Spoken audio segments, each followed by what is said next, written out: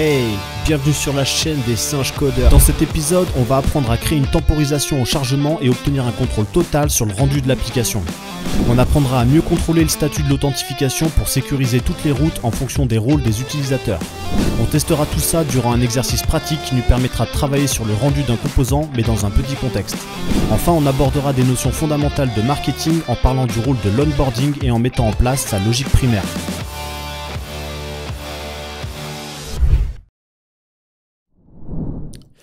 Ok, bienvenue à toi dans cet épisode. On a beaucoup travaillé sur la création d'un utilisateur, la création d'une authentification. On a même travaillé un petit peu sur la base de données. On a vu comment on était capable de lire et d'écrire au sein de notre base de données.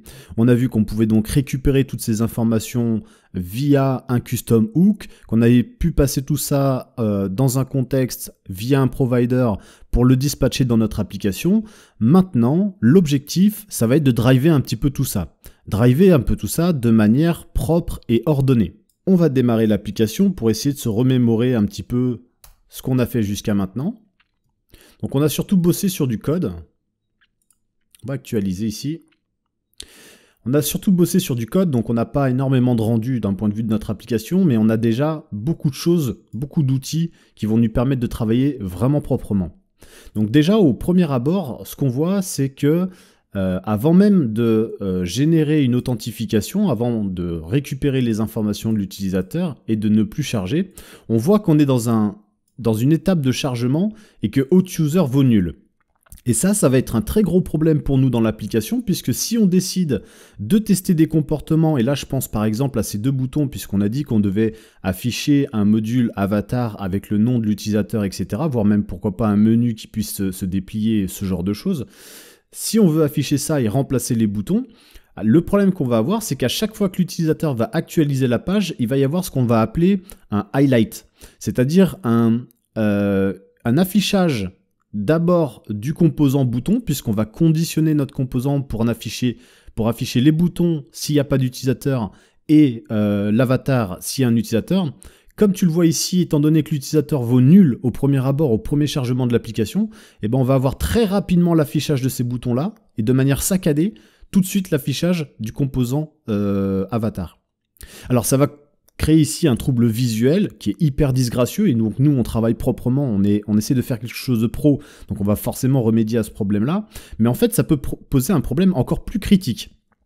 Ici on se trouve dans l'espace de l'utilisateur, un espace qu'on ne doit afficher uniquement à un utilisateur qui est connecté.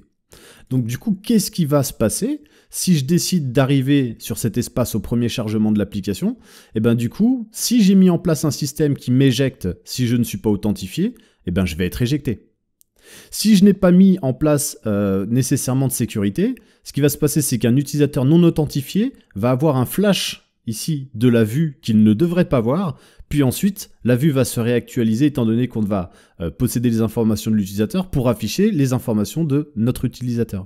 Et donc tout ça va créer des troubles hyper néfastes, donc nous on va remédier à ça en mettant en fait une espèce de temporisation. On va charger d'abord notre application et écouter cet état qui nous permet de savoir si on est en chargement. Dès lors qu'on ne sera plus en chargement, on va enfin afficher la vue de notre application. De cette manière, on aura un contrôle total sur la situation. Donc si je reviens dans le code, je vais me rendre dans la navigation.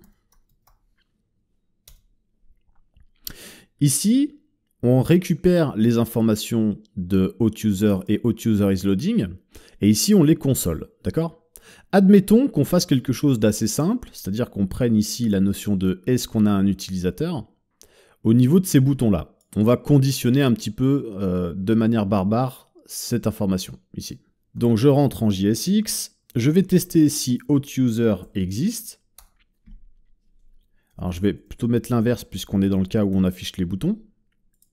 Si authUser ici n'existe pas, dans ce cas-là, je vais vouloir faire quelque chose. Je vais vouloir afficher mes boutons. Dans le cas de figure où il existe, je vais vouloir faire autre chose. Et plutôt que de mettre un composant, puisqu'on ne l'a pas fait, ici je vais mettre Hello Boy. On va mettre ça comme ça. On va sauvegarder, c'est juste pour le test, hein. Ici, je suis connecté, donc plutôt que de voir mes boutons, j'ai une chaîne de caractères. Maintenant, je vais réactualiser ma page, d'accord? Donc, je ne perds pas mon statut de connexion via Firebase, hein. C'est là simplement le délai que va avoir l'application à récupérer ces informations, puisqu'ici, on communique avec une base de données, on communique avec Firebase. Donc, le temps de savoir si on est authentifié et le temps de traiter, de récupérer donc les informations de l'utilisateur, il y a un court temps de traitement qui peut s'améliorer, hein, qui peut même être un peu plus important en suivant ta connexion d'ailleurs. Ici, je vais actualiser et on a vu le highlight disgracieux que je t'ai évoqué il y a quelques secondes. Si je réactualise, on voit que bam, boum. Ici, j'ai forcément une condition qui examine si j'ai mon utilisateur et comme au début il ne vaut nul, ça ne fonctionne pas. Alors on pourrait échapper évidemment à cette condition en demandant d'abord si l'utilisateur, si on a arrêté de charger l'application. Mais là on va rentrer dans une procédure qui va être ultra lourde, puisque ça veut dire qu'à chaque fois qu'on va, et on va le faire énormément, à chaque fois qu'on va traiter sur des informations de l'utilisateur, notamment sur une authentification, etc., on devra constamment travailler sur, d'abord, est-ce que l'application est en train de charger? Et comme on voudrait faire ça de manière plus globale dans notre application, on va utiliser ce qu'on appelle un composant de session. Le composant de session va avoir deux effets, en tout cas deux impacts. Le premier, c'est que déjà, il va tester si l'application est en chargement. Si elle est en chargement, il affichera un loader. Si elle n'est plus en chargement, il affichera l'application. Ça, c'est un premier temps qui va nous permettre de temporiser tout ça. Et du coup, l'impact, c'est que ça va nous éviter à chaque fois de tester si on est en train de chercher l'utilisateur ou non. On aura obligatoirement l'utilisateur puisqu'on sera dans une vue qui sera rendue, et la vue sera rendue uniquement si on ne charge plus. Ok ? Ensuite, il va y avoir un deuxième aspect, c'est l'aspect sécurité. Ce composant de session, il sera capable d'afficher donc un temps de chargement ou un composant, mais il aura aussi la possibilité de faire autre chose. C'est-à-dire qu'il pourra dire, ok, donc là on est sur une vue, on est sur une session par exemple utilisateur, on est sur un compte utilisateur. Comme on est sur un compte utilisateur, il faut absolument que la personne soit authentifiée. Si elle ne l'est pas, je redirige. Si elle l'est, j'affiche le composant. Et de cette manière, en fait, ce composant de session va pouvoir vraiment nous permettre de driver l'ensemble de notre application de manière vraiment très propre. Ok, ici je vais supprimer ce que j'ai fait puisque c'était vraiment juste une petite démonstration. Je vais me remettre à ce niveau-là. On reviendra de toute façon ici très très vite. Nous, notre objectif, c'est de commencer à créer un premier composant de session. Alors, notre composant de session, on va le travailler dans nos composants ici. Ok, on va se mettre là et on va créer un dossier session. À l'intérieur, on va créer un document session.tsx.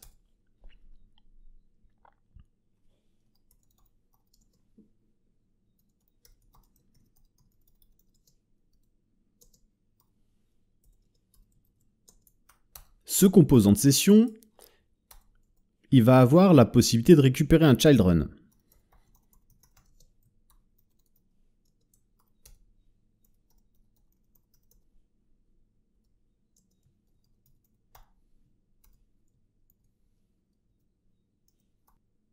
Il va avoir besoin de récupérer un child run, puisque du coup, il va pouvoir afficher soit un loader, soit la vue du composant.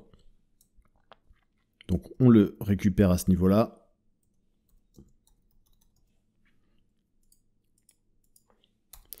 Et ici, on return quelque chose. Donc, on a un composant layout. Si je reprends la structure d'une page, par exemple une page d'index, ici j'ai d'abord mon layout. On affiche d'abord le layout et ensuite on affiche le contenu de la page. Donc le composant layout, on va lui transmettre plutôt à ce niveau-là la notion de session, d'accord? On va comme ça, de cette manière, en fait, on le propage automatiquement dans toute notre application puisque toutes nos pages utilisent le composant layout. Donc ici, on l'introduit ici, session. On ne lui passe pas de propriété puisque la seule propriété acceptée ici, ça sera le child run. Ok. De cette manière, on englobe notre session à ce niveau-là. Donc le child run qui est passé, c'est le contenu de l'application, à la fois la navigation, tu vois, jusqu'au breadcrumbs, en passant par le contenu de la page, plus le footer, d'accord? C'est vraiment l'entièreté de notre contenu, ok? Donc ici, en récupérant child run, on récupère le contenu de notre page. Alors ici, ce qu'on va faire, c'est qu'on va déjà traiter le cas du chargement. Ok, donc sans avoir nécessairement à travailler sur de la logique, ici on va tout simplement gérer la notion de chargement en important un spinner. Ok. On y va comme ça et on retourne dans notre application et on voit ce qui se passe. Bah, du coup, tu l'as compris, on a complètement remplacé, ok, on ne se sert pas de child run dans Session, hein. On a complètement remplacé tout le contenu de notre site par un loader. Alors, ce petit loader ici, bim, c'est un spinner. On sait qu'on peut lui adapter des tailles en passant par des propriétés. Dans ce cas de figure très précis, ici on va retourner hop, dans spinner. On a la possibilité donc d'afficher uniquement un spinner. Ce qu'on va faire, c'est qu'on va créer un petit composant qui lui va aussi utiliser ce spinner, qu'on va appeler plutôt screen spinner. C'est-à-dire un spinner full page en fait, si tu préfères. Donc on crée un petit composant. Ici ça prend 2 minutes. screenspinner.tsx.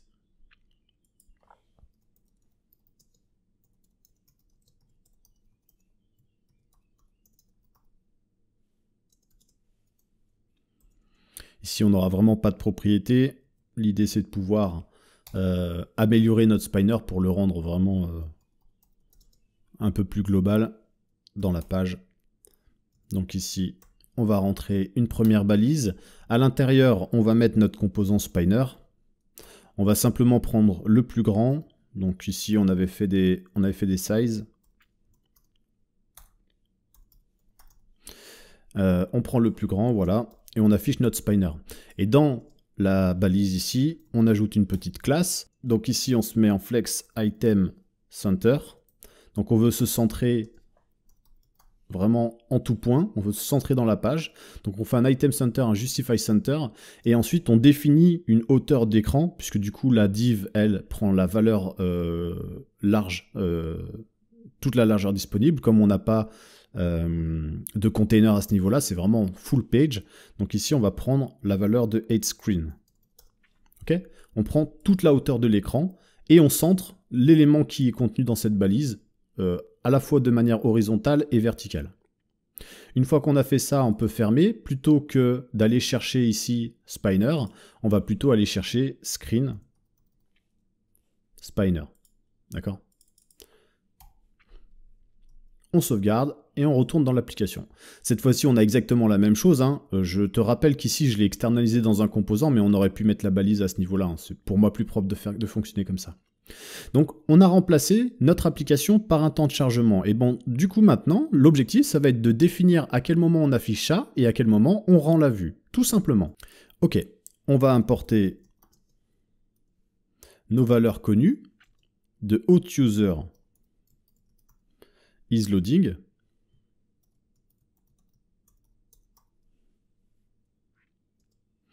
Et de hostUser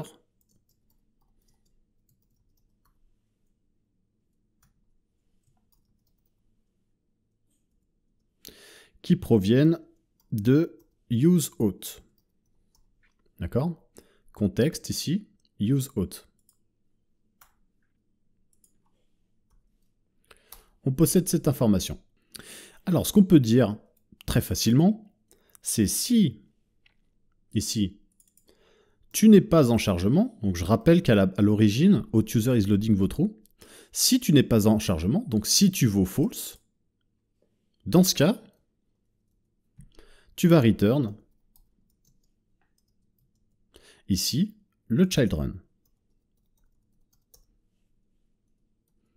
Le simple fait de le conditionner comme ça fait que si on est dans ce cas, ben, on stoppe tout et on fait ça. Et donc si on n'est pas dans cette condition, dans ce cas-là, on retourne ça. Donc fatalement, ce simple code va nous permettre déjà d'isoler les choses. Au premier temps de chargement de l'application, on va déclencher le spinner. Dès lors que on va détecter que hostUser isLoading vaut false, on va afficher notre vue de l'application. Ça nous permet de rétablir la situation. Donc si je recharge mon application, j'ai d'abord un chargement et un affichage de ma vue. Déjà, ça me va mieux. C'est-à-dire que là déjà, on a, tu le vois ici au niveau de la console, on a plus ce doublon de données. À partir du moment où on affiche la vue, et c'est à ce moment-là qu'on loguait, c'est quand on loguait c'est quand on affichait notre vue, Ici, on avait la possibilité d'avoir authUser qui valait nul, le fait qu'on était en chargement. Alors que cette fois-ci, c'est beaucoup plus contrôlé. Je recharge mon application. D'un côté, c'est propre au niveau de la vue, mais de l'autre côté, au niveau du code, on a aussi tout de suite l'information. On possède immédiatement l'information de si on a un utilisateur ou non, puisqu'on est tout de suite dans un cas où on ne charge plus. Donc déjà, le fait de conditionner est-ce qu'on est en train de charger, pas en train de charger, ce n'est plus possible. À partir de maintenant, quand le composant est monté, c'est qu'on ne charge plus. C'est beaucoup plus propre. Ensuite, on va parler de sécurité.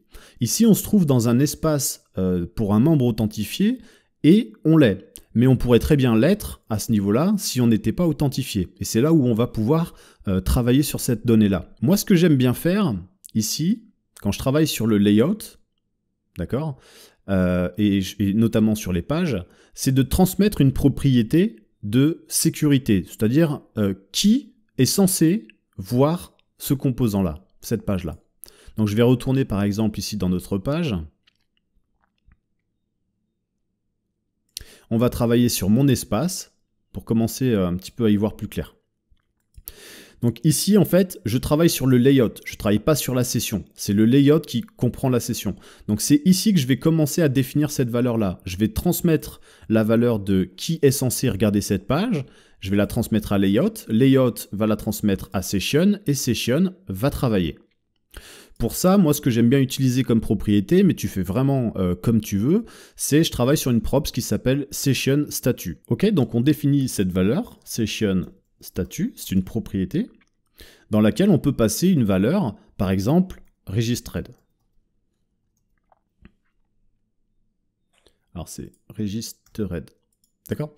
De cette manière, en fait, tout simplement, dans ma page index, au niveau de cette page très précisément, je définis que la session de statut de cette page doit concerner les membres qui sont enregistrés. Par exemple, on s'embête pas avec ça, on continue. Ici, cette session statut, je vais la passer à layout, ici. Je vais définir que c'est une valeur qui n'est pas obligatoire, puisque si on oublie de la passer, il faut qu'on puisse faire quelque chose. Ici, ça sera de type string, mais on va tout de suite la retyper parce qu'on va utiliser une librairie. Je pense que tu l'as tout de suite compris, mais on a dit qu'on ne faisait pas ce genre de choses. On ne va pas comparer des chaînes de texte puisqu'elles peuvent changer, etc. dans le temps. Donc on fera une librairie, mais pour l'instant, on ne s'inquiète pas. On avance juste comme ça. Session statut, on le transfère à ce niveau-là pour pouvoir le récupérer ici et l'afficher. Donc ici, on affiche simplement la donnée variable. À ce niveau-là, on rentre dans session. Et dans session, on redéfinit la même chose. On définit cette session. De cette manière, ta session... Alors attends, j'ai une petite erreur. Ici, effectivement, c'est une valeur optionnelle. Je vais sauvegarder ici. De cette manière, si tu veux, notre composant de session est capable de définir qu'est-ce qu'on demande comme session. Est-ce que c'est une session de membres enregistrés ou d'invités, typiquement par exemple. Donc à ce niveau-là, je suis capable de faire une nouvelle condition qui pourrait être du type si session statut est égal à registered,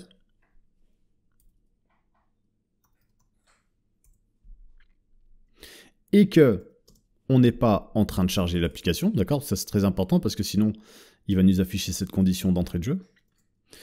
Si on a demandé une session pour un membre enregistré et qu'on n'est plus en train de charger, dans ce cas-là je fais quelque chose. Mais là je vais pouvoir tester maintenant. Je suis dans ce cas où je fais quelque chose ici, mais maintenant je vais demander si j'ai un utilisateur, donc si j'ai un authUser, ça signifie que j'ai un membre enregistré, ok? Si j'ai mon membre enregistré, bah, qu'est-ce que je fais? Je lui return tout simplement sa vue. Okay. Je lui affiche le composant. Je suis dans une session de membre enregistré, je ne cherche plus l'application, donc je peux le définir que j'ai un utilisateur ou pas. Si j'ai l'utilisateur, je retourne la vue. Si je n'ai rien, alors dans ce cas-là, je peux faire par exemple une redirection. Donc on a vu comment fonctionnaient les redirections, c'est très simple. On invoque router, qui provient du hook use router. Ici, on peut faire un router push par exemple. Donc on va utiliser la méthode push de useRouter. Donc on fait un router.push. Et qu'est-ce qu'on pourrait dire? Tu rediriges par exemple, bah tiens, sur la connexion. Tu vas chercher à rediriger la personne dans la connexion. D'accord? Allez, on retourne ici. Je vais me déconnecter. Donc, normalement, on n'a pas traité. Je vais peut-être revenir ici dans le code pour vraiment te le montrer. On va reprendre les composants.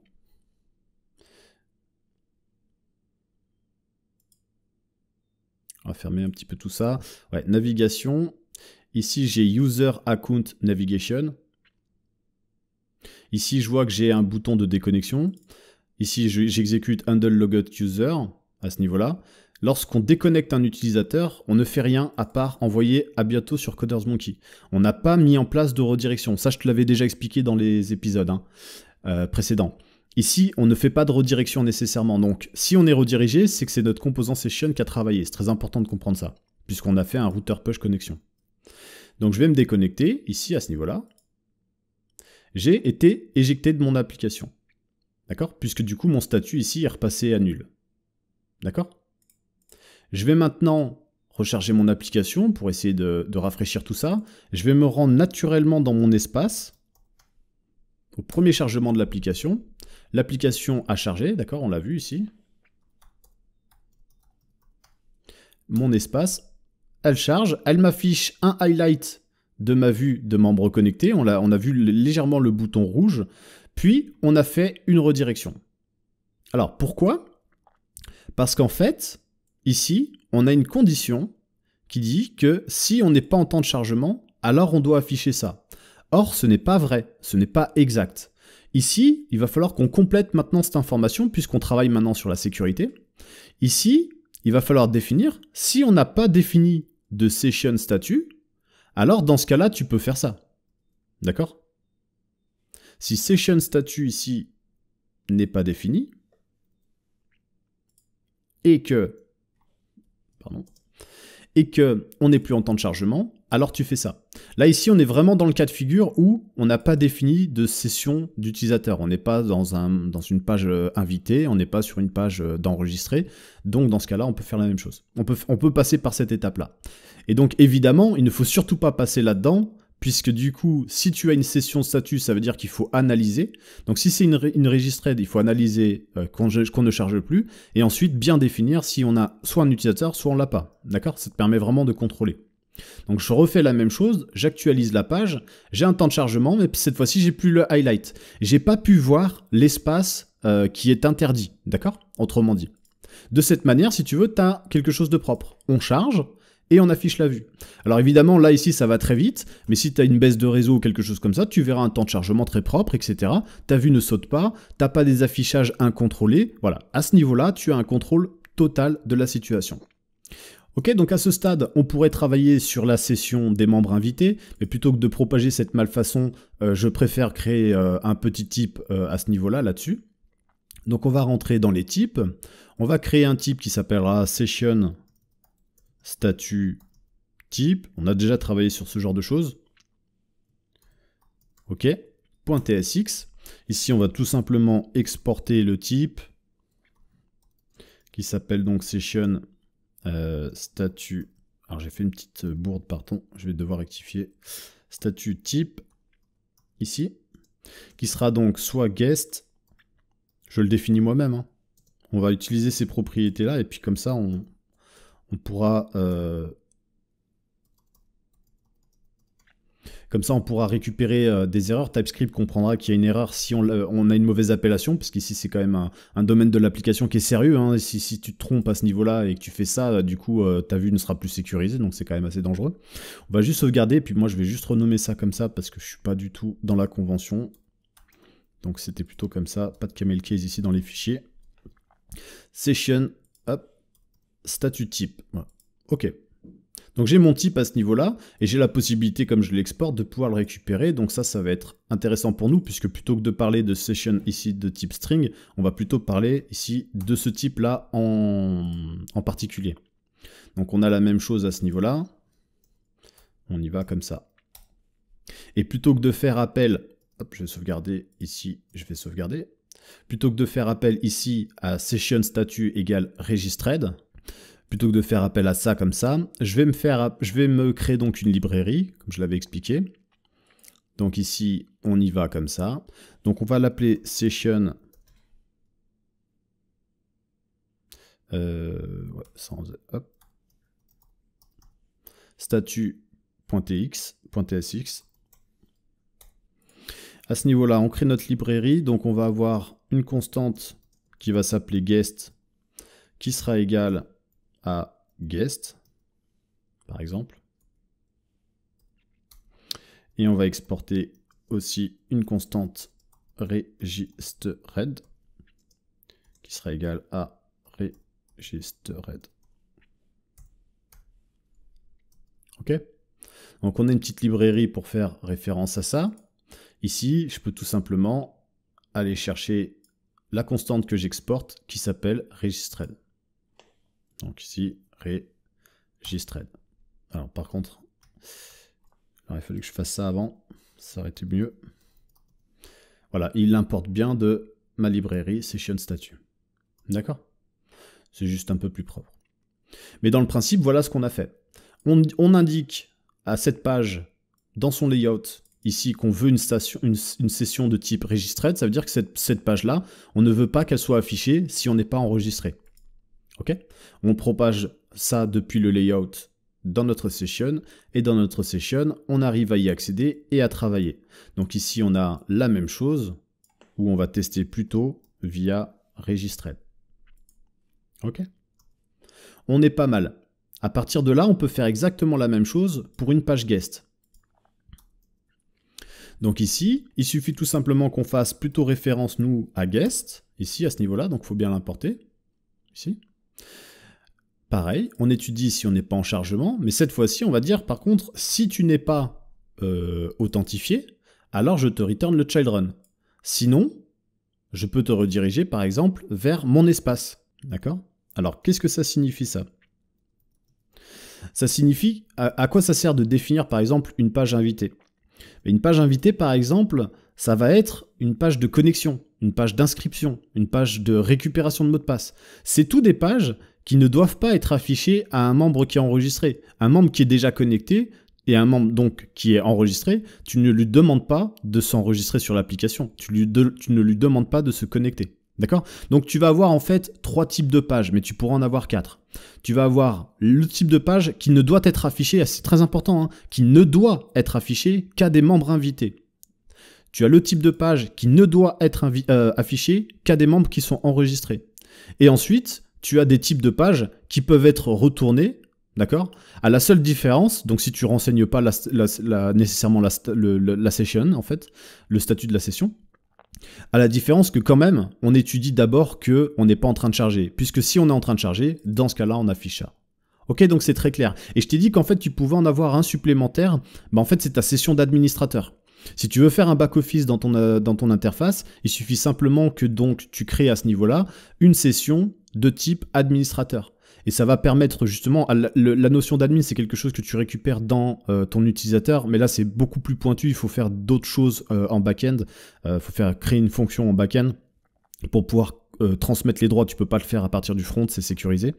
Mais bon, bref, une fois que tu as fait ça, tu es capable de définir une session de ton administration, et dans ce cas-là, tu peux créer des routes dans ton application qui seront uniquement accessibles pour un administrateur. Okay, et tu seras plutôt dans ce type de situation-là, où tu vas afficher soit l'interface, la page qui est proposée pour un administrateur, soit routée vers quelque chose d'autre.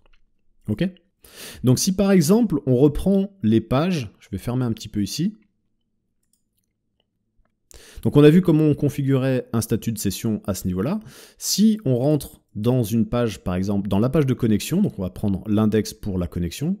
Si on définit à ce niveau-là une information de guest, je l'importe, qu'est-ce qui va se passer? Donc je rentre à ce niveau-là, là je suis donc déconnecté, ok, donc tout va bien, je vois bien ma session de connexion, je vais me connecter en tant qu'utilisateur.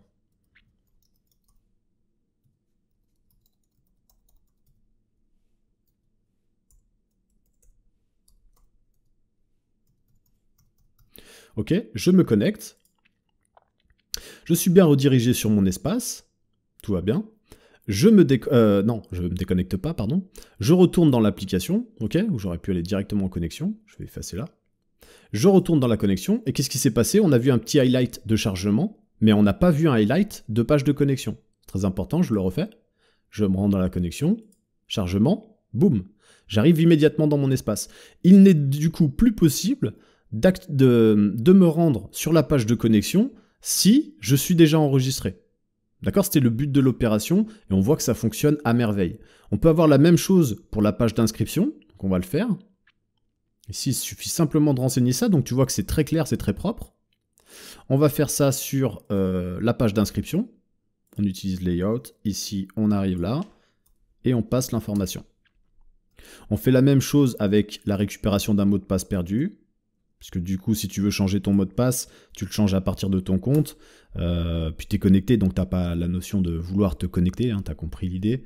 Ici, on peut faire ça pour toutes nos routes. Et là, d'ailleurs, on a vu que la vue a changé. Si je me rends pour m'enregistrer, c'est plus possible. Ok? J'ai plus la possibilité d'aller sur ce genre de page. Ok? Mot de passe perdu, c'est pas possible. Ok? Donc c'est très cool, c'est très propre. On n'est pas obligé de le faire pour toutes les pages, puisque si je me rends ici dans la page d'index, ici que je sois authentifié ou non, le résultat est le même. Je vais avoir un temps de chargement si j'ai pas l'information de si quelqu'un, enfin j'ai pas encore l'information de l'utilisateur, donc j'ai besoin d'en dépendre. Par exemple, parce que je vais avoir besoin d'afficher des comportements différents. D'ailleurs, je m'arrête 5 secondes, mais en fait, on n'est pas obligé d'avoir une page d'accueil qui ressemble à ça pour un membre qui est enregistré. Hein. On pourrait même carrément avoir un composant, tu vois, dans notre application, quand on a au niveau des pages l'index. Ici, on envoie landing page container. On aurait cette possibilité de définir si, quel est l'état de notre utilisateur. Est-ce que c'est un membre enregistré ou pas? Et à partir de là, on pourrait carrément envoyer un nouveau composant. Donc, on aurait une landing page pour les guests, une landing page pour les membres enregistrés. Donc, du coup, ici, sur ta landing page, en gros, tu orientes ton discours vers créer un compte sur mon application. Voilà ce que l'application peut t'apporter. Mais une fois que le membre il est enregistré, ça sert à rien de lui proposer des boutons de commencer. D'ailleurs, si tu fais ça, commencer, il va se rendre dans la connexion et du coup, il va être éjecté et redirigé ici. Donc, tu vois, ça n'a pas beaucoup de sens. Donc, tu peux travailler soit au cas par cas sur ton wording. Ça veut dire changer ton wording vraiment, le composant de manière globale et afficher d'autres éléments de la landing page. Ou alors changer un petit peu des boutons et faire autre chose. Changer juste du texte, par-ci par-là, tu vois, en gardant à peu près l'homogénéité de la page, mais en changeant un peu des textes. Et dans ce cas-là, tu vas travailler plutôt au niveau de tes composants. Chaque module ici, tu vois, qu'on a designé, là, tu vas pouvoir les customiser.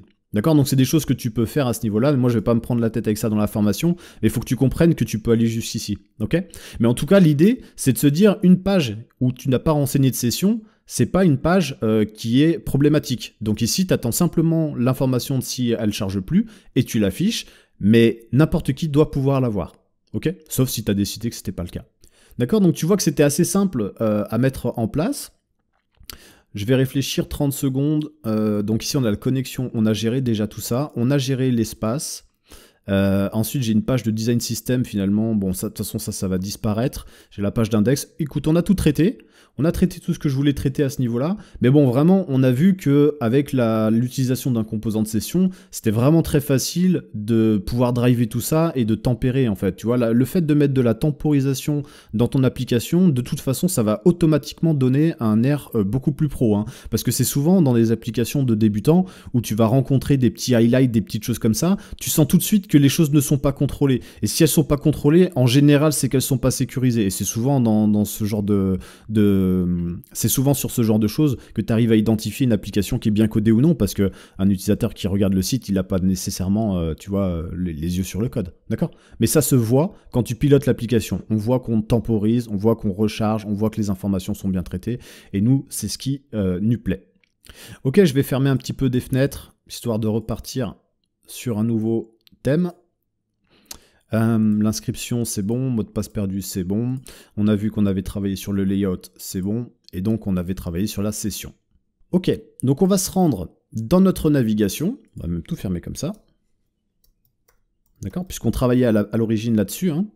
Et on a vu que du coup, on n'a plus cette nécessité de tester si on charge ou pas. Puisque dès lors qu'on affiche Auth User ici, on affiche automatiquement la donnée. Soit on a quelque chose et on a les données de l'utilisateur directement, soit on n'a rien et donc on n'a pas un utilisateur qui est connecté. Donc on n'a plus besoin de travailler sur la notion de est-ce qu'on est en train de charger, et c'est ça qui est important pour nous dans notre application. Ça, faut vraiment le mémoriser, parce que si tu fais pas ce travail au préalable, tu vas avoir un contexte qui sera complètement différent du mien, d'accord? Puisque du coup, ici, il faudra absolument tout tester. Alors, si je reprends le composant, on a dit qu'on avait du coup un espace à ce niveau-là de boutons qui devrait disparaître si on travaille avec un utilisateur qui est authentifié. Donc ça, je vais plutôt le couper et je vais plutôt travailler au niveau de ma logique ici pour pouvoir conditionner ça. Donc je vais faire une constante qu'on va appeler Authentification System par exemple. C'est le système d'authentification, hein, les boutons qui nous permettent de soit se connecter, soit s'enregistrer. Et ça doit être égal à ce contenu-là. Donc désormais, ma valeur variable ici, Authentification System, c'est cette balise-là avec les boutons. Donc à ce stade, je supprime uniquement mes boutons de ma navigation. En bas, j'ai la possibilité, donc si je reviens ici, là, j'ai la possibilité de conditionner l'affichage. Donc si je n'ai pas auth user, c'est que je ne suis pas enregistré de manière absolue. Dans ce cas-là, j'envoie Authentification System, c'est-à-dire ma balise comprenant les boutons. Sinon, je peux faire autre chose, et là on peut faire Hello Boy. Donc je reprends, ici j'ai bien Hello Boy. Si je charge mon application, j'ai pas de highlight ici. Puisque du coup on a chargé l'application, on a temporisé, on a récupéré. Je sais, je me répète, mais c'est hyper important parce que le nombre de projets que je vois où il y a des sauts de choses et tout ça, c'est impressionnant. Donc ici, je charge, j'ai la bonne information dans l'immédiat. Ok ? Ok, donc maintenant, on a la possibilité de remplacer ça par un composant qui va comprendre l'avatar et puis le nom de l'utilisateur. Alors, on va se faire un petit composant. Ici, on va juste hop, sortir. On pourrait le mettre là. On pourrait le mettre ici parce que c'est aussi de la navigation. Donc, on va se le mettre à ce niveau-là. On va faire account. Juste 2C, ça suffit. Account avatar link. .tsx. Ok. On y va. Export constant account avatar navigation link.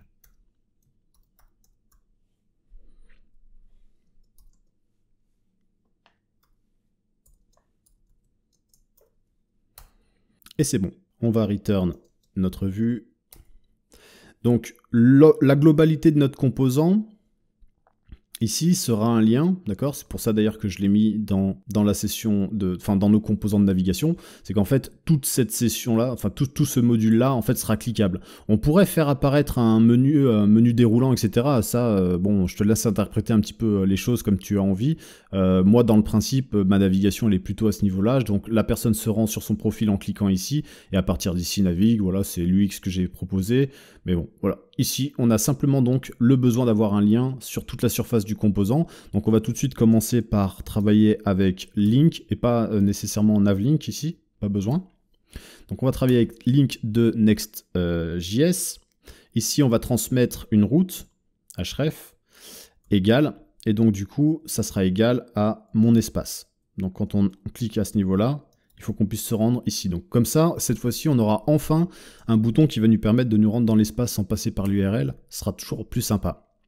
Ici, toutes les informations qu'il va y avoir contenues à l'intérieur seront sur des flex, puisqu'on aura soit l'avatar, soit du texte. Donc ici, on va utiliser Item Center, mettre un petit gap entre les deux pour mettre un petit peu de marge. Et du coup, tout ça sera cliquable. En premier élément, on va avoir un avatar. Donc ça, c'est un composant qu'on a déjà mis en place. Au niveau de la source, on va utiliser du coup une image. Alors là, pour l'instant, on n'a pas encore d'avatar, donc je ne sais pas quoi mettre. On va rester comme ça pour l'instant. On va utiliser une balise alt. Donc ici, pareil, on va mettre avatar de l'utilisateur. Et puis ensuite, on a des tailles. On a travaillé sur des tailles avec notre avatar. Donc ici, on va partir en large pour correspondre à la maquette. Et on arrive à avoir du coup un élément avatar. Donc si je regarde déjà un peu ce qu'on a à ce niveau-là, on n'a rien. Il va falloir l'importer, ce truc-là. Donc account avatar navigation link. On va le mettre... Pourquoi j'ai active link? J'ai dû cliquer sans faire attention. Plutôt que de mettre hello boy, ici, tac, tac, on va importer notre composant.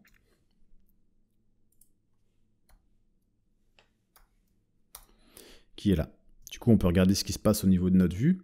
Au niveau de notre vue, j'ai une image ici qui n'est pas définie. D'accord? Donc j'ai un chemin d'image qui est cassé tout simplement. Si je rentre dans avatar, ici, j'ai pas nécessairement de notion si tu as pas d'image, affiche quelque chose. Ça, par exemple, typiquement, ça peut être un problème pour nous. Ok, donc du coup, ici, ce qu'on va faire, c'est que comme on est dans un cas de figure... Alors déjà, par défaut, si tu veux, lorsqu'on va créer notre compte, on va... parce que là, on est passé un petit peu sans le onboarding, on ne travaille pas encore dessus, donc c'est normal. Mais une fois qu'on va s'inscrire dans notre application, on va passer dans le onboarding. On va demander des informations, notamment la possibilité de mettre l'avatar. Mais l'avatar, c'est pas quelque chose d'obligatoire. On va pas forcer quelqu'un à mettre une photo. La personne la met ou met pas, peu importe.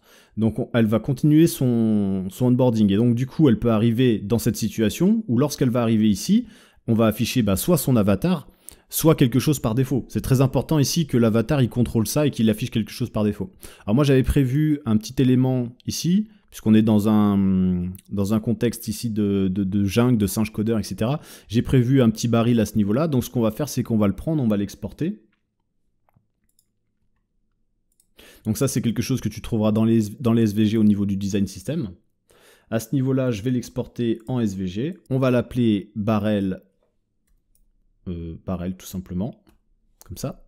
On va le mettre dans nos assets au niveau des SVG. On l'enregistre et on retourne sur notre application.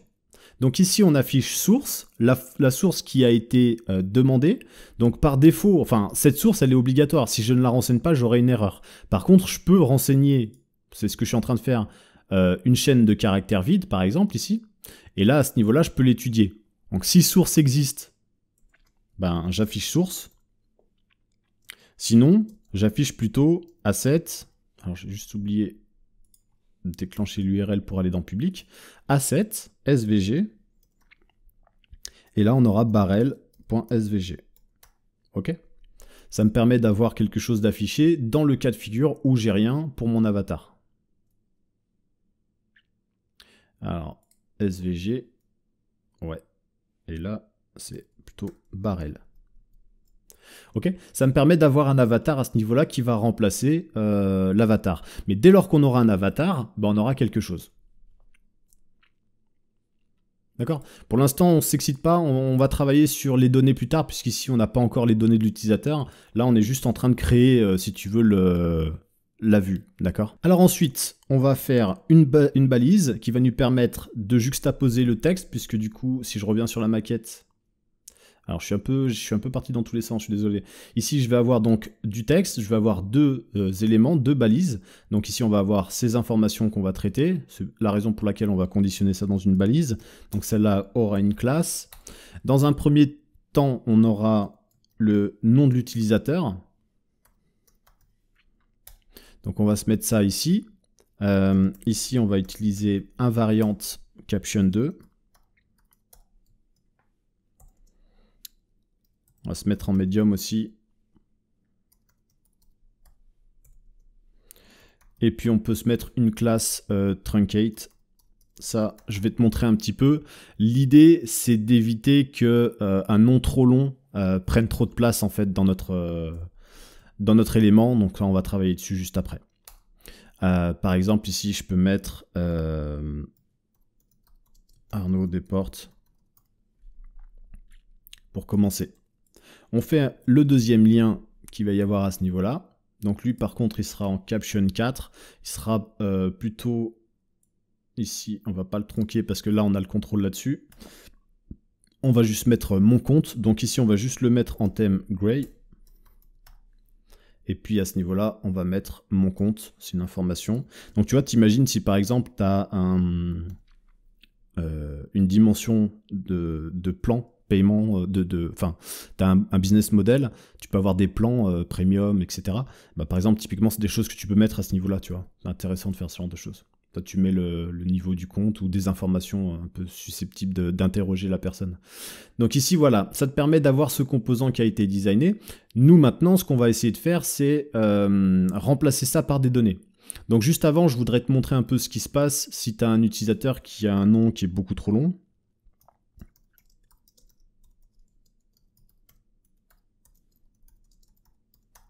C'est le genre de choses qu'il faut prendre en compte parce que comme tu vas mettre des valeurs qui sont dynamiques, bah, tu n'as pas le contrôle sur ce qui va arriver. Et si tu as quelqu'un qui fait ça, bah, tu vas avoir ça. Donc l'idée c'est d'éviter ça. Tailwind te propose une classe qui s'appelle Truncate. Par contre pour ça, il faut définir, il faut que ton élément ici principal, parent, il faut que ta balise ici ait au moins une dimension de combien elle est capable de prendre en largeur au maximum. Donc ici par exemple, si tu fais un max width, on va mettre un truc un peu cohérent, par exemple de 160 pixels. Tiens, ça paraît bien ça. Ici, je vais y aller comme ça. Maintenant que j'ai défini ça à ce niveau-là, j'ai dû me tromper. Max, ouais, ça je le fais souvent. Max width 160. Du coup, comme on a défini une largeur totale de 160 pixels, et bah du coup on est conditionné. Donc si cette information dépasse, on va ajouter automatiquement, donc ça c'est Tailwind qui le propose directement, on t'affiche 3 petits points, et de cette manière, c'est beaucoup plus carré pour nous, on sait qu'on ne dépassera pas cette taille-là. Ok? Donc là on est bien. Maintenant qu'on a à peu près le rendu de notre vue, ce qu'on va essayer de faire, c'est transmettre des informations sur l'utilisateur. Et c'est à ce moment-là qu'on va se rendre compte de la facilité d'utilisation. Ici, on va simplement récupérer useHost. Donc, on va récupérer hostUser ici, qui provient de useHost.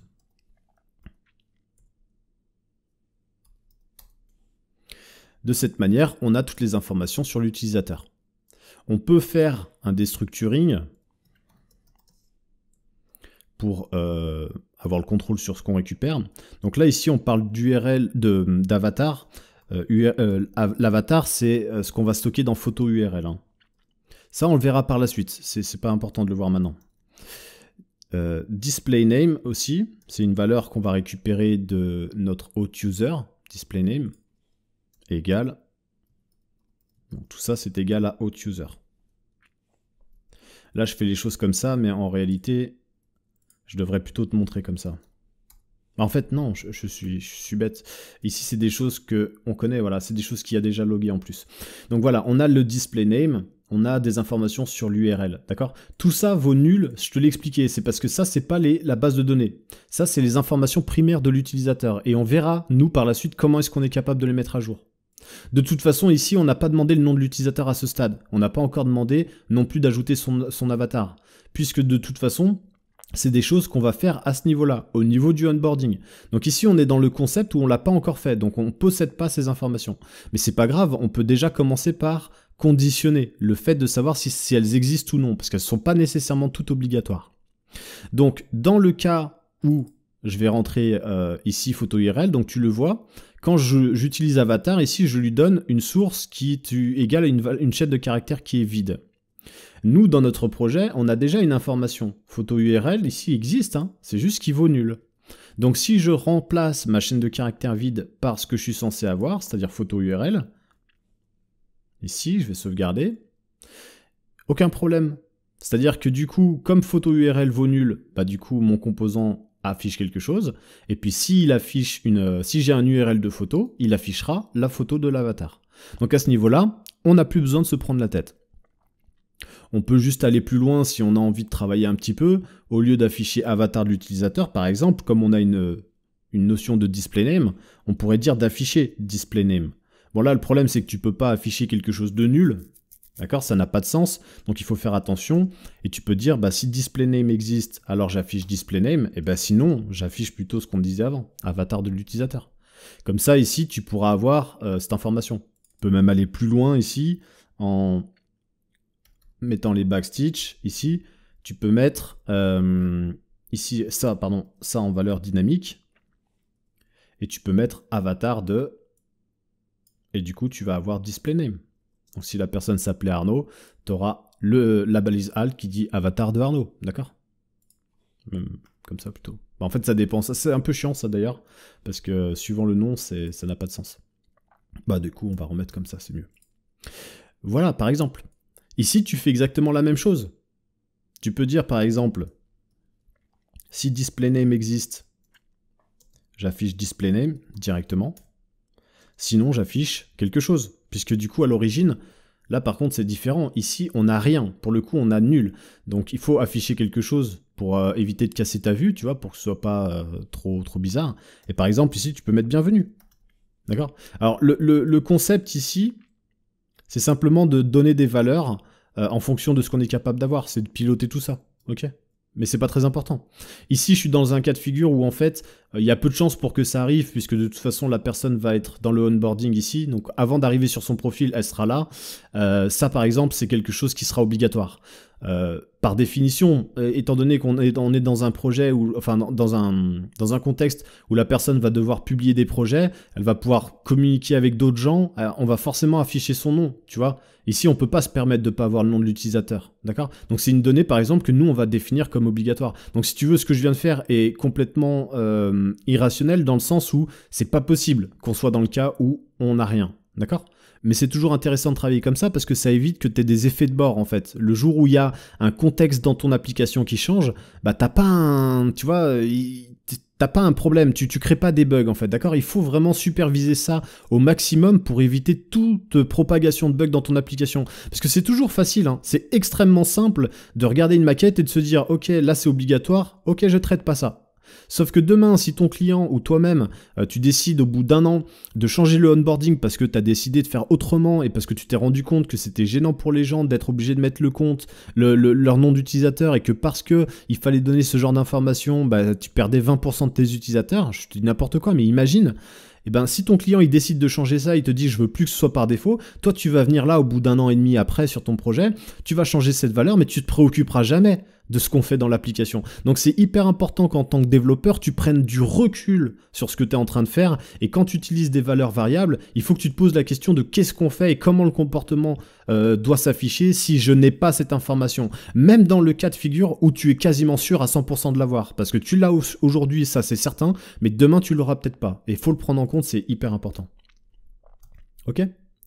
Et ben c'est cool, on a travaillé sur un composant ici Avatar Link qui nous permet de faire ça. Donc si maintenant je me rends dans la... Voilà, je suis déjà dans la page d'accueil, si je me rends ici, je vais avoir la possibilité de consulter mon espace, d'accord? Du coup c'est vraiment intéressant de pouvoir travailler comme ça. Si je me déconnecte, j'ai ma vue qui va se rétablir et puis c'est vraiment bien géré pour moi à mon sens. Ok, à ce stade de l'application, bah écoute, on a un super contrôle des données, on a pu tester ça dans un petit contexte, mais c'est le genre de choses qu'on va reproduire vraiment de partout dans notre application. Donc on a vu à quel point c'est simple de pouvoir accéder aux informations, de pouvoir gérer des différences entre un utilisateur qui existe et un utilisateur qui n'existe pas.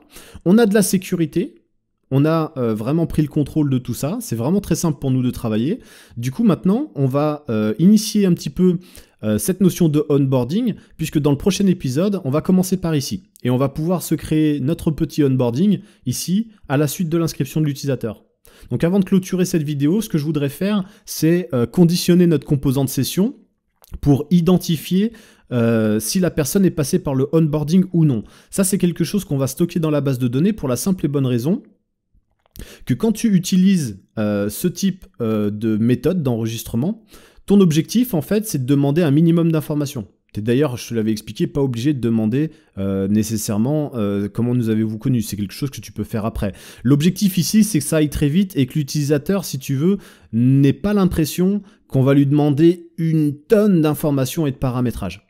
C'est exactement le genre de procédure qui est utilisée par les plus gros sur le marché aujourd'hui. Aujourd'hui, si tu prends Netflix, et je voudrais que tu fasses l'essai pour voir un petit peu de quoi je parle, fais-toi un truc en navigation privée, tu vas sur Netflix, et tu crées un compte à partir d'une adresse email, d'une fausse adresse email. Ce qui va se passer, c'est qu'on va te demander uniquement ton email. On va même pas te demander ton mot de passe. Tu vois, on est vraiment dans un truc où ici, voilà, on cherche vraiment à te récupérer. On te demande uniquement ton adresse email, et une fois que tu as rentré ton adresse email, tu vas tomber dans un onboarding. Ce onboarding, tu n'auras plus la possibilité de le quitter. Tu ne pourras pas arriver sur Netflix et sur ton compte dès lors que tu auras enregistré ton email. Donc, tu ne peux plus quitter ce onboarding pour la simple et bonne raison que du coup, à partir de là, on va te demander des informations un peu plus spécifiques.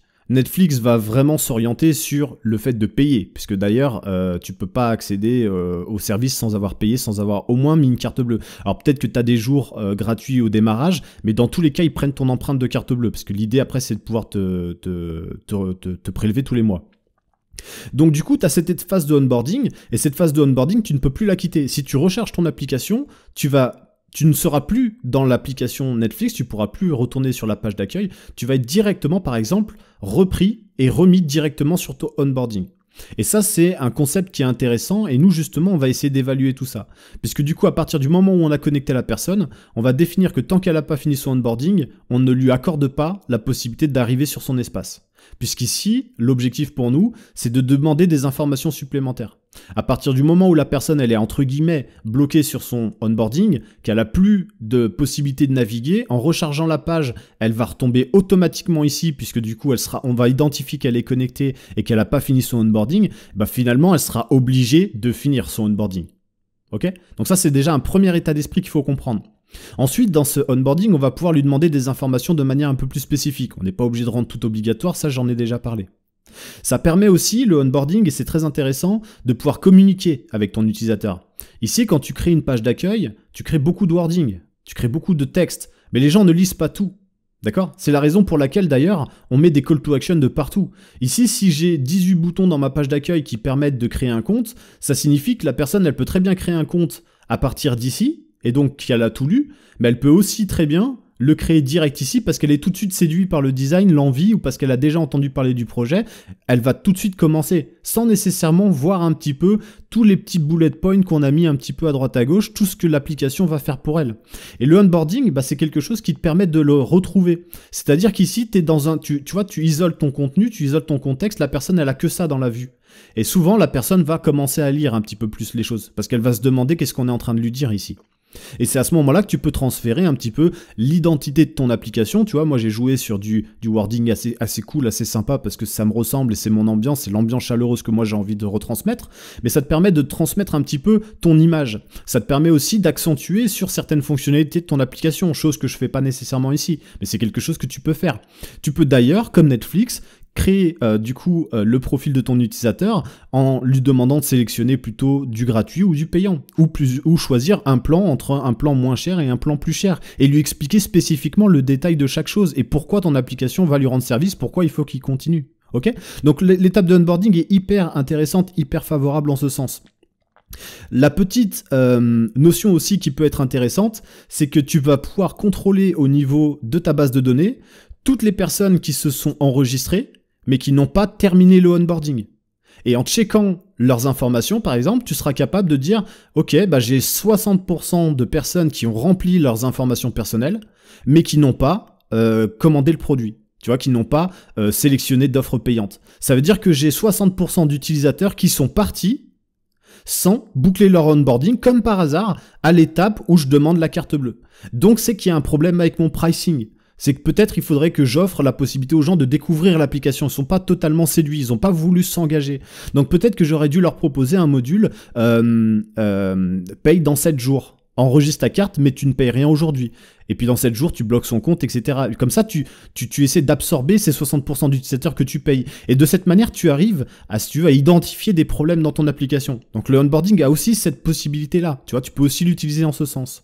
Et puis un troisième et dernier détail, c'est que bah, du coup, tu possèdes l'adresse email de l'utilisateur puisqu'il s'est enregistré. Donc s'il a décidé de quitter son onboarding, tu peux très facilement récupérer tous les utilisateurs de ta base de données qui se sont enregistrés, mais qui n'ont pas fait leur onboarding. Et comme tu as une date de création, tu peux même aussi filtrer par tranche de date. Et de cette manière, tu peux recontacter chaque personne individuellement ou en masse avec un emailing et demander aux gens pourquoi ils ont quitté, pourquoi ils ne sont pas revenus. Tu peux même aussi offrir une offre promotionnelle ou un accès gratuit pendant un certain temps parce que tu te rends compte que ces gens t'aimeraient aller les repêcher, etc. Voilà l'intérêt de travailler sur onboarding. Ok ? Donc comme on va travailler sur cette notion-là, moi ce que je vais faire aujourd'hui dans cette vidéo, c'est qu'on va travailler directement sur la session pour être redirigé ici et faire en sorte qu'on ne puisse plus quitter cette page. Et dans l'épisode suivant, ce qu'on va faire, c'est qu'on va du coup travailler sur cette notion de onboarding avec les tabulations, l'injection du design, les formulaires, etc. On a beaucoup de travail, mais on verra qu'on a surtout beaucoup de choses à apprendre. L'étape de onboarding, c'est quelque chose qui va intéresser un bon nombre de tes clients. Donc si tu es capable de maîtriser ça, déjà tu marques des points. Et si tu crées un projet from scratch pour un client qui n'a pas nécessairement connaissance de tout ce que je viens de t'expliquer, si tu lui apportes ça, automatiquement tu lui apportes une très très grosse valeur. Et donc forcément tu seras quelqu'un d'indispensable pour lui et ça te permettra de pouvoir remporter des marchés encore plus facilement. D'accord ? Donc voilà tout l'intérêt de travailler sur cette section de l'application. Allez, j'ai beaucoup parlé comme d'habitude. J'adore parler comme ça des heures. Non, mais il y a des choses comme ça sur lesquelles c'est bien de s'arrêter. C'est bien de comprendre aussi pourquoi on fait ça, parce qu'il ne s'agit pas juste d'apprendre à coder. Il y a aussi des notions qui sont fondamentales et qui te permettent de gagner des points sur des marchés. Donc c'est toujours intéressant. Ici, on va aller chercher donc notre composant de session. Et on s'était arrêté finalement à quelque chose d'assez simple, d'assez basique à ce niveau-là. On va juste fermer. Et on va travailler sur une logique ici de onboarding à ce niveau-là, d'accord ? C'est ici qu'on va étudier d'abord une logique, puisque avant de conditionner et de savoir ce qu'on fait, tu l'as compris, comme il y a un blocage extrême, on va déjà commencer par dire est-ce que la personne a fait son onboarding ou non. C'est très important. Alors pour ça, on va se créer une fonction, ici, qui va définir si on doit rediriger vers le onboarding ou non. Donc on va l'appeler tout simplement should redirect to onboarding. D'accord ? Est-ce que je dois rediriger vers le onboarding ? Donc elle va te renvoyer, tu as compris, un booléen. Cette petite fonction, son seul objectif, c'est de le définir. Est-ce qu'on va devoir rediriger ou non ? Donc qu'est-ce qu'elle va return ? Parce qu'ici on va return en fait une condition qui du coup vaudra quelque chose, soit true, soit false. Donc si l'utilisateur n'est pas authentifié. Alors non, plutôt. On va déjà commencer par le chargement. Si on n'est pas en chargement, ça c'est la base. Parce que du coup, il ne faut pas qu'on étudie si on charge. Si on a un utilisateur, ici, oups, et que la valeur onboarding, mais on verra qu'est-ce que c'est que onboarding, mais si la valeur onboarding is completed égale à false, d'accord, puisque j'ai mis ça. Si la valeur onboarding is completed égale false, et qu'on est dans une route de type onboarding, donc si on est déjà dans le onboarding, router.aspath est différent de onboarding, plutôt, c'est plutôt comme ça que je le voyais dans la tête.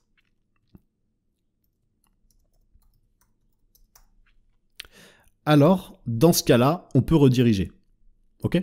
Donc ici, c'est simple à comprendre en fait. Si on ne charge plus, qu'on a un utilisateur qui est connecté, parce que sinon, un utilisateur qui est déconnecté, ça sert à rien de l'envoyer sur l'onboarding, t'as compris. Si on définit que dans sa base de données, on n'a pas la valeur qu'il a complété son onboarding. Donc typiquement, ça je te le dis tout de suite, mais en fait, onboarding is completed, ça sera une information dans la base de données. C'est une information qu'on va envoyer quand la personne va terminer son onboarding. C'est à ce moment-là qu'on va dire il a terminé. Donc s'il l'a pas fait, ça veut dire qu'il n'a pas complété son onboarding. Et si on est dans une route évidemment qui est différente du onboarding, c'est-à-dire si on se trouve déjà dans le onboarding, bah on n'a pas besoin de rediriger sur le onboarding, d'accord ? C'est la logique en fait, ok ? Donc si on est dans une autre route et que cette condition est valide, on va renvoyer true et donc on va dire on a besoin de rediriger vers l'onboarding. Donc ici j'ai juste une erreur, on va essayer de la lever. Donc onboarding c'est quoi ? Onboarding is completed c'est quoi ? On va se créer ici une constante. Onboarding is completed. Et puis par exemple on peut dire ça c'est égal à authUser, puisqu'on a ces informations ici, authUser. Peut-être que user document n'existe pas, donc on fait une interrogation pour éviter qu'on ait un clash à ce niveau-là. Donc on va récupérer dans authUser les informations de sa base de données, et dans user document, on va vérifier si on a, donc quelque chose qu'on ne peut pas avoir puisqu'on ne l'a pas encore complété concrètement, onboarding is completed. D'accord ? C'est quelque chose qu'on mettra en place par la suite. À ce stade, j'ai une erreur enfin c'est pas une erreur, c'est TypeScript qui me dit oula, tu utilises un truc que je connais pas, c'est normal, on l'a pas typé. Donc tu as la possibilité de faire une correction rapide ici, mais si, voilà, on peut le faire d'ailleurs pour ouvrir le fichier, ce sera plus simple. On va déclarer la propriété onboarding, par contre quand c'est comme ça, moi j'aime bien aller vérifier ce qu'il a fait. Il l'a mis là, voilà, tu vois ici. Donc dans user document, effectivement c'est quelque chose, bah voilà, typiquement c'est pour faire ça, ouais. Ici il a bien pris en compte ça, c'est une nouvelle donnée qu'on va apporter à notre interface. Donc ici user document va obtenir ou pourra obtenir une nouvelle donnée. Ça sera de type booléen. D'accord? Voilà, on le définit juste comme ça. De cette manière, nous, on est capable de travailler ici. Donc en gros, tu as compris, hein, ici, on aurait pu prendre son email ou ce que tu veux. C'est une donnée qui va apparaître dans sa base de données lorsqu'il aura terminé le onboarding. De cette manière, on est capable de savoir s'il a terminé ou pas, puisque comme on a les informations de l'utilisateur, pour nous, c'est super simple, c'est super efficace. Donc on a une valeur should redirect to onboarding qui nous permet de savoir s'il faut rediriger ou non. On peut faire exactement la même chose, c'est-à-dire définir si on ne doit pas rediriger vers une étape de onboarding. Donc ici on va plutôt utiliser le terme should not redirect to onboarding, tout simplement. Donc ici, tant à partir du moment où on a chargé, si on a un utilisateur et que cette fois-ci il a complété ce onboarding, dans ce cas-là, si route aspat est égal onboarding, dans ce cas-là, on ne doit pas rediriger sur onboarding. Tu verras que ça c'est super important, parce que si tu as compris ce qu'on est en train de faire, à partir du moment où on ne cherche plus et qu'on est authentifié, si on a mis à jour ça dans notre base de données, donc c'est exactement à ce moment-là, quand on va cliquer ici, on va avoir la base de données qui va être mise à jour, donc on aura cette valeur ici true, donc on y est, et forcément, on sera dans le onboarding à ce moment-là. On sera sur la page de onboarding. Et comme on sera sur la page de onboarding, il faudra absolument qu'on ne redirige pas la personne. D'accord? Sur le onboarding. Sinon, il va y avoir un problème. Ok, donc là, on a juste créé deux outils qui nous permettent de savoir s'il faut rediriger ou s'il ne faut pas rediriger. Bon, je pense que si tu n'as pas tout compris, tu vas vite comprendre, ça va s'éclaircir très vite là. Donc ici, je fais une première condition. Si je dois rediriger, qu'est-ce que je fais? D'accord? Je vais juste jouer la fonction par contre. Ici, je teste si je dois rediriger. Si je dois rediriger, je vais plutôt faire un routeur push avant d'exécuter ça en fait. Hein, d'accord? Je vais plutôt... Et d'ailleurs, le seul qui va être joué, c'est celui-là parce que tant qu'on est en chargement, on joue ça. Ensuite, on revient au niveau du code et d'abord, on examine ça. Et si on est dans aucune de ces conditions, dans ce cas-là, on fait le reste. Donc ici, on va router vers onboarding. C'est une page qui existera, qu'on va créer juste après. Routeur vers onboarding. Et qu'est-ce qu'on return? Le temps de faire ça, ben on va retourner un screen spinner. D'accord? Le temps de router. Parce que sinon, on va avoir tendance à vouloir afficher autre chose. Si on ne retourne rien à ce niveau-là, si on fait juste un routeur push onboarding, le temps de la redirection, on va continuer le code et on va afficher quelque chose. Nous, l'idée, c'est de mettre un temps de chargement, le temps qu'on soit redirigé, puisqu'une fois qu'on sera redirigé sur onboarding, comme on va détecter ici qu'on est sur... ici. Comme on va détecter qu'ici, on est sur la route d'onboarding, on ne va pas traiter ce cas de figure ici. Ok? C'est très important. On a exactement la même condition qui nous permet de faire en fait l'inverse, c'est-à-dire dans le cas de figure ici où je ne dois pas rediriger. Donc ça, je te le répète, ici c'est important de comprendre, c'est le cas de figure où on est là. Dans ce cas de figure où on va sélectionner ici, comme on ne doit pas rediriger to onboarding, ça ne veut pas dire qu'on ne doit rien faire, d'accord? Ça veut dire simplement qu'on ne va pas rediriger vers le onboarding. Donc ici, on va router vers mon espace. Autrement dit, quand on va cliquer sur ce bouton-là, mon espace, et qu'on va définir la valeur onboarding is completed à l'utilisateur, eh ben, il ne pourra pas être redirigé sur l'onboarding, sinon, parce qu'ici, tu vois, on a des étapes en fait. Hein. Je ne précise pas tout, mais en fait, ici, on sera sur la page onboarding, et ici, on restera dans la page onboarding sur ces étapes-là. Donc, si tu rediriges vers onboarding, tu vas retourner à l'étape de bienvenue. Et là, ça va te créer un bug, en fait, très, très, très complexe. Donc, du coup, l'idée ici, c'est qu'on ne redirige pas vers le onboarding, mais plutôt vers l'espace de l'utilisateur. Donc, au moment où il va cliquer sur espace, il va être redirigé sur son espace. Ok? C'est peut-être un peu prématuré de t'expliquer tout ça, mais bon, j'ai l'impression que tu vas avoir du mal à comprendre si je te l'explique pas, donc je préfère l'expliquer comme ça. Ok? Donc ici, je vais sauvegarder, tout simplement, et je vais me rendre dans mon application. Donc ici, hop, je vois que je suis Alors, j'ai plus l'info si je suis connecté ou non. J'ai l'impression que non. Mais comme j'ai pas l'info, je suis dans mon composant de session. Ce que je peux faire, c'est ouais, on va prendre ça et on va le loguer. Parce que du coup, là, je suis pas sûr. Voilà, ici, je suis sûr d'être déconnecté, donc c'est bon. Donc ici, je vais me connecter. Donc là, je peux... Alors, on va faire un petit passage de partout. Ici, je peux me rendre dans mon index. Je peux me rendre dans mes pages, ici, de connexion d'inscription. Pas de problème. Je peux pas aller dans mon espace parce que j'ai plus le bouton, mais si j'y vais comme ça... Je peux pas. Donc tout va bien. Je me connecte.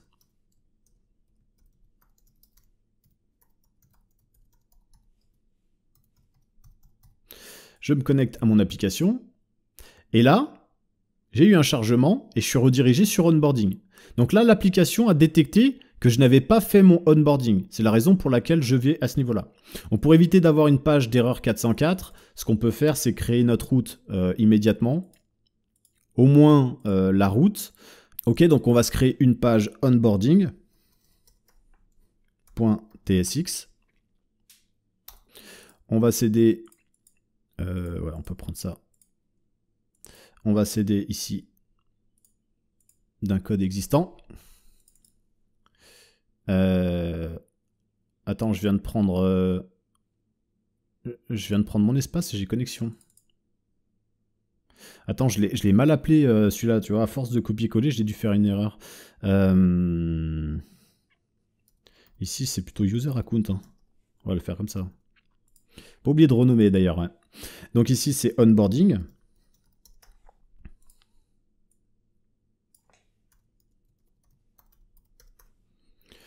Onboarding. Description de la page onboarding. Donc là, ici, on va être... Donc on n'a pas la nécessité d'avoir une sidebar. Par contre, on est effectivement sur une session de registered. Hein. C'est très important de comprendre ça. Ici, dans le onboarding, tu ne peux pas y accéder. Tu ne peux pas aller dans le onboarding si tu n'es pas enregistré. D'accord? Sinon, ça n'a pas de sens.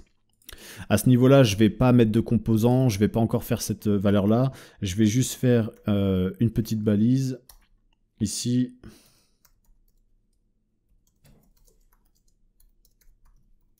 Juste pour matérialiser ce qu'on fait. Hein.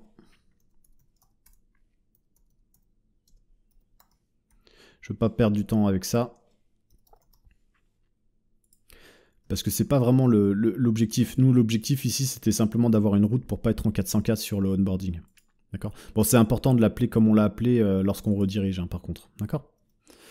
Ok pour nous. C'est bon, c'est fini. Je vais me rendre à ce niveau-là. Donc cette fois-ci, j'ai quelque chose. Bon, encore une fois, je vais... juste mettre un petit peu du padding.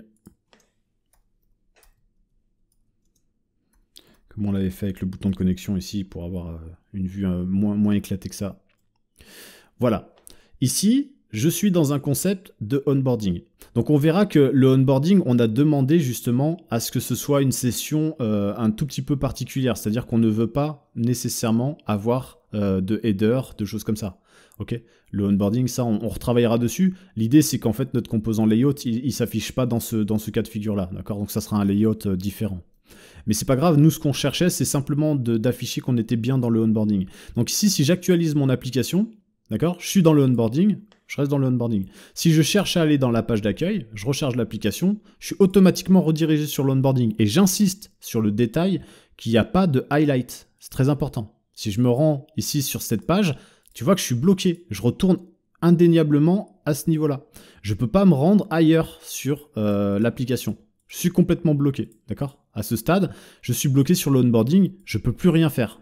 C'est très important. Donc, un utilisateur qui s'est connecté, si par exemple, je vais prendre celui-là, là, je vais le désactiver rapidement, recharger mon app pour que ça prenne en compte. Ici, je réactive mon compte. Donc, un utilisateur lambda peut se balader sur l'application sans problème. Dès lors qu'il va se connecter,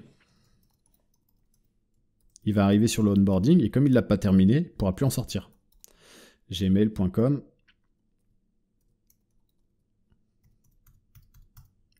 On se connecte. Et là, on arrive sur l'onboarding. Comme je te l'ai dit, on ne peut plus le quitter. Ce qui est intéressant, c'est qu'au chargement de la page, tout est fait de ce principe-là.